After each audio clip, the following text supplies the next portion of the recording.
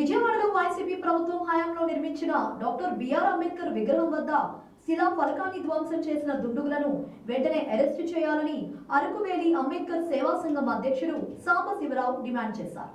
అంబేద్కర్ విగ్రహం వద్ద రాత్రి వేళ లైట్లు ఆపేసి శిలా ఫలకాలు ధ్వంసం చేయడం సిగ్గుచేటని విమర్శించారు. రాజ్యాంగ నిర్మాత విగ్రహం పైకి దాడికి పాల్పడిన వారికి కఠిన చర్యలు తీసుకోవాలని డిమాండ్ చేశారు. నా పేరు గత్తం బుజ్జిబాబు. నేను అరకువేలి మండల గిరిజన సంఘం అధ్యక్షులు. నిన్న విజయవాడలో జరిగినటువంటి అంబేద్కర్ విగ్రహంపై దాడి చాలా దారుణం. అది మేము ఆదివాసీ గిరిజన సంఘం ఖండిస్తున్నాము. ఈరోజు ప్రజాస్వామ్యానికి గొప్ప రాజ్యాంగ విలువలు, గొప్ప చట్టాన్ని రచించినటువంటి వ్యక్తి విగ్రహాన్ని ధ్వంసం చేయడం అనేది చాలా బాధాకరము. అటువంటి వ్యక్తుల్ని కఠినంగా శిక్షించాలని ఆదివాసీ గిరిజన సంఘం డిమాండ్ చేస్తాం. అరకువేలి అంబేద్కర్ సేవా సంఘం అధ్యక్షుడిగా నా పేరు సాంబశివరావు.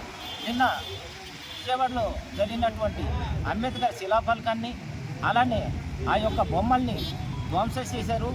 అటువంటి వారిపై ఇప్పటి వరకు ప్రభుత్వం ఎటువంటి చర్య తీసుకోవడం చాలా శోచనీయం, చాలా బాధాకరం. ఈ చట్టాన్ని, రాజ్యాంగాన్ని కూడాను కొనదోయడానికి ప్రయత్నించినటువంటి ఆ శత్రువుల్ని వెంటనే శిక్షించాలని మనస్ఫూర్తిగా కోరుకుంటున్నాం. నిన్న విజయవాడలో అంబేద్కర్ శిలాఫలకాన్ని ధ్వంసం చేసిన వారిపై చర్యలు తీసుకోవాలి. ప్రభుత్వం నిజంగా ఆదివాసుల పక్షాన ఉన్నట్లయితే అంబేద్కర్ శిలాఫలకాన్ని ధ్వంసం చేసిన ఇప్పుడు దాకా స్పందించకపోవడము దారుణం.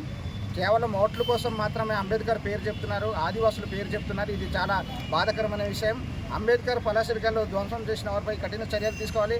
ఆదివాసుల హక్కులపైన ఎవరు దాడి చేసినా ఊరుకునేది లేదని చెప్పేసి ప్రపంచ ఆదివాసీ దినోత్సవం సందర్భంగా ఆదివాసులుగా మేము హెచ్చరిక చేస్తున్నాం.